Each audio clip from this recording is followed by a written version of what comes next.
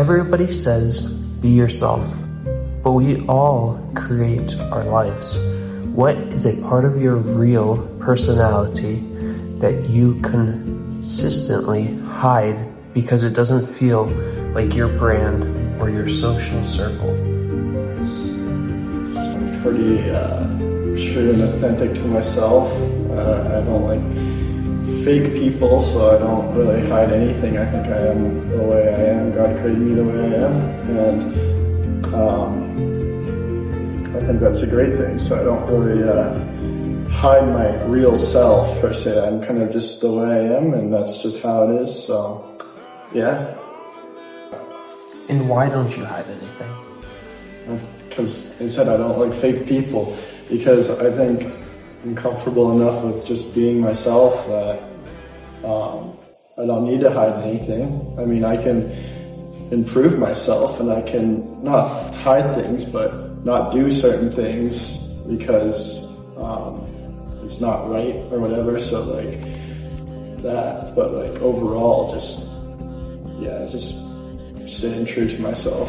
And can a person pursue greatness without violating the fundamental Christian ethic of servanthood? what is greatness?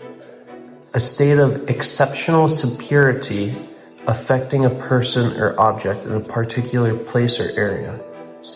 Showing superiority over somebody, some people group, something. Of course, I mean, there's no reason I think to think that you can't do that. I think if you, what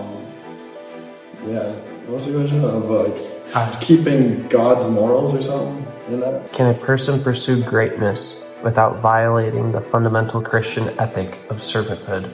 An instance where the verse that describes Jesus came to serve, not to be served. Yeah, I believe we can get to greatness without violating that. I think it's pretty straightforward when you get good enough in your faith that there's really no excuse to really be violating whatever you said, the Christian ethic stuff. So I think, I think that you can. And what would greatness mean to you? Achieving a lot. Achieving a lot. Yeah, would that be considered greatness? Greatness to me is achieving something, achieving things at a high mark, maybe. What do you want to achieve? What is this that you want to achieve in your life? Just close personal relationship with God, and just to help as many people as possible along the way journey, and just be a good person. I think that's what I would say a great person is.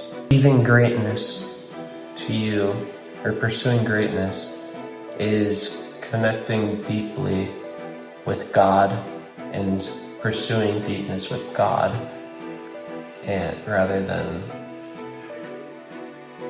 maybe financial achievements. Yeah, I think God and people is the number one thing for that. I think financial stuff doesn't matter that much in the long run.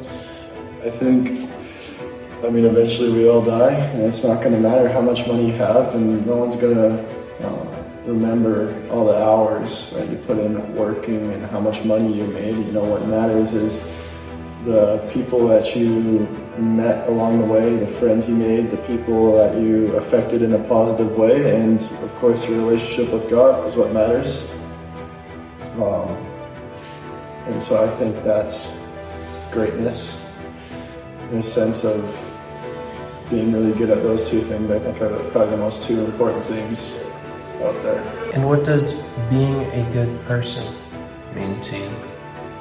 I think a good person is someone that puts other people before themselves in pretty much any situation. I think they're a selfless person.